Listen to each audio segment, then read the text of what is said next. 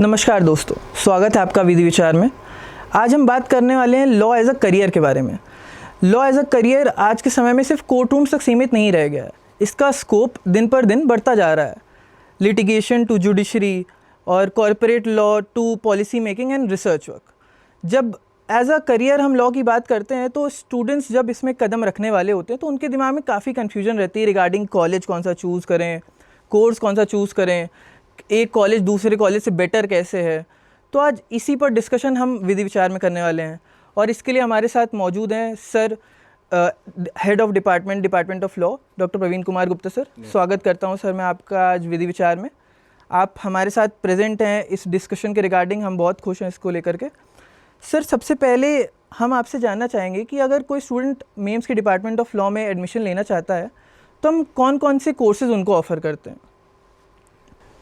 देखिए, सबसे पहले तो मैं बताना चाहूँगा कि MAIMS department of law Maharaja Agrasen technical education society का पार्ट है। वो उसकी एक पेरेंट बॉडी है और 1998 से इस्टेब्लिश्ड है। MAIMS department of law was established in 2017 and now in this department of law there are total 3 programs, 2 UG undergraduate and 1 postgraduate programs. 2 UG programs are 5-year integrated BLLB 180 seats and BBA LLB integrated 5-year course 120 seats. This is the intake of 2 UG programs. And we have 1 PG program LLM in 3 specializations, ADR, IPR and corporate law. These are our law programs in MEMS Department of Law. Thank you sir, आपने हमें courses के बारे में बताया।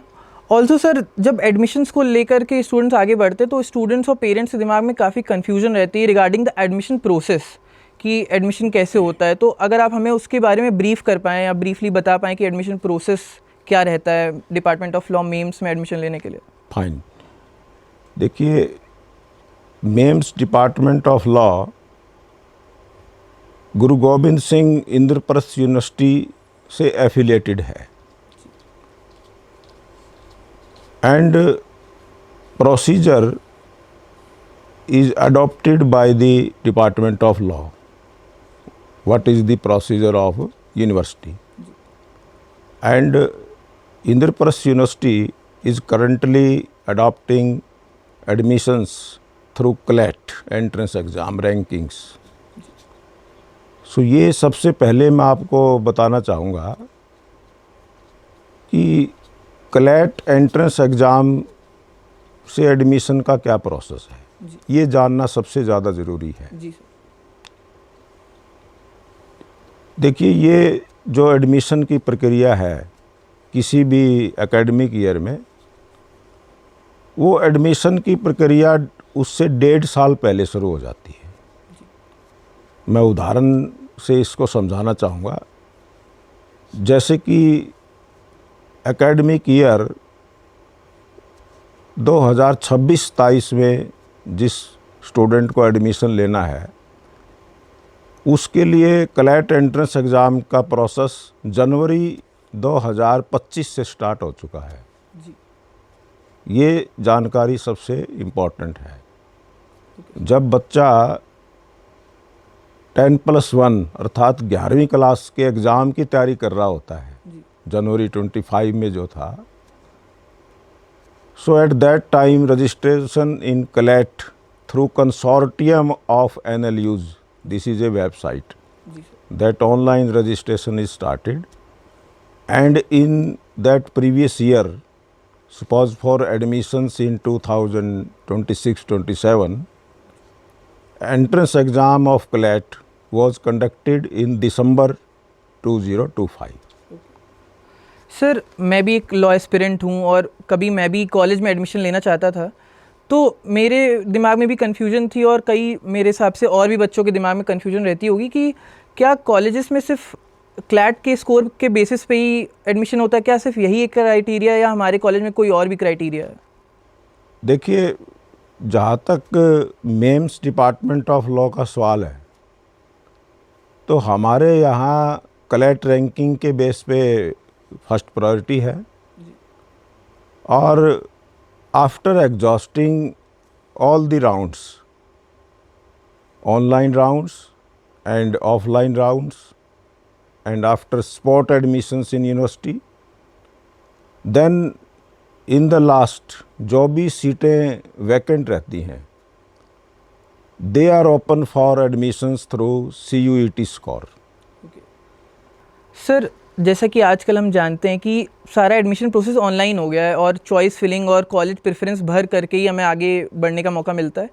Sir, मैं आपसे जानना चाहूँगा कि जो बच्चों के दिमाग में कन्फ्यूजन होती है कि किस कॉलेज को प्रेफरेंस ऊपर दी जाए, सीट लॉकिंग कैसे हो, चॉइस प्रेफरेंस कैसी हो, तो उसके रिगार्डिंग लोगों को, बच्चों को अपने दिमाग में क्या ध्यान में रखना चाहिए कि किस अकॉर्डिंग वो चूज़ करें प्रेफरेंस और कॉलेज? फाइन। देखिए, ये बहुत इम्पोर्टेंट पॉइंट आपने पूछा है, और अक्सर स्टूडेंट्स और पेरेंट्स इसमें गलती करते हैं।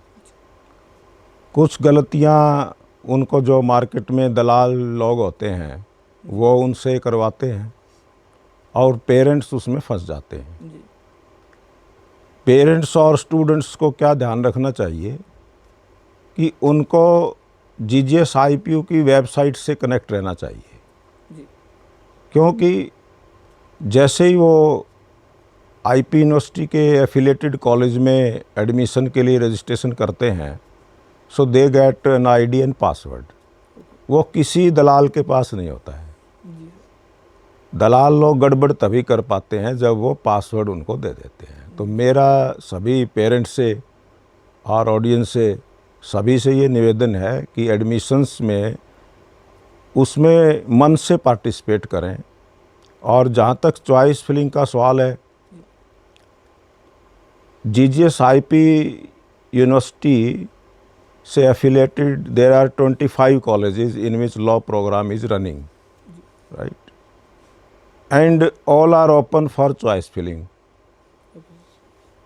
So every aspirant in law in a college like Maharaja Agarsen Institute of Management Studies, Department of Law, so there is required 2 registrations. One registration is CLAT and then CLAT entrance exam. And after appearing in CLAT entrance exam, they got CLAT rankings, right? On the basis of registration in CLAT, so every aspirant who desires to get admission in a college like Maharaja Agarsen Institute of Management Studies, so they also have to get registration, online registration, in the IPU admissions online portal, parallel. So once an aspirant is registered with the IP University with a CLAT registration, and after that CLAT rank, so this is the entire online and computer generated process. There is no manual interference. This is a good thing in the admission process. And then all the aspirants who register themselves in the online admission portal, so that is processed on the basis of their CLAT rankings. Okay. Right? This is the process. And then next step is to fill choices online, Okay. of the choice of the student in all the 25 colleges. वो मैं बताना चाहूँगा कि भी कोई भी aspirant 25 के 25 कॉलेजों की चॉइस भर सकता है। ओके सर, जैसा कि आपने हमें अब एडमिशन्स के बारे में ब्रीफ कर दिया है, तो देखा जाता है कि कट ऑफ्स और रैंकिंग्स बच्चे जो सोचते हैं लॉ कॉलेज में एडमिशन लेने के लिए, वो उनके लिए मेन फैक्टर होता है। सर आपके अकॉर्डिंग इनके अलावा और क्या क्या फैक्टर्स हो सकते हैं जो बच्चों को एक कॉलेज को ना चूज़ करके दूसरे को प्रेफरेंस दे सकते हैं जो बच्चे एडमिशन्स लेना चाहते हैं? अच्छा सवाल किया आपने। देखिए, ranking is based on so many permutations and combinations. जैसा मैंने पहले बताया कि कितनी हाई रैंकिंग और कितनी लो रैंकिंग वाले एस्पिरेंट्स आईपीयू में रजिस्टर करेंगे, so that depends on every year, it go changes, वो चेंज होती रहती है हर साल। There is no pre fixed ranking system, right. And the most important thing to choose a college, that is, one is the academics of that college, then second is infrastructure, and third one is the mission and vision of that institute, right? ये तीन चीज़ें देखनी होती हैं। As far as MAIMS department of law is concern, तो मैं बताना चाहूँगा कि MAIMS is NAC A++ accredited, right? Which means that MEMS is having all kinds of academic, research and infrastructural strength, which is very much necessary for all-round development of a student. Thank you sir, आपने हमें factors के बारे में इतने अच्छे से समझाया कि हम किस कॉलेज को चूज़ कर सकते हैं किन फैक्टर्स के बेसिस पे। ऑल्सो सर लास्ट में मैं इसको एंड करते हुए यही आपसे क्वेश्चन पूछना चाहूँगा कि अगर एक बच्चा डिपार्टमेंट ऑफ लॉ मेम्स को अपनी फर्स्ट प्रायोरिटी रखता है तो वो क्यों रखेगा? राइट। देखिए, जो मेम्स को इस्टेब्लिश किया गया, that is after the name of Maharaja Agrasen. This is the most important thing to understand why it is so named, because Maharaja Agarsen was a great socialist and believed in doing justice to everyone in his kingdom. His slogan was 1 rupee 1 brick, 1 रुपया 1 ईंट।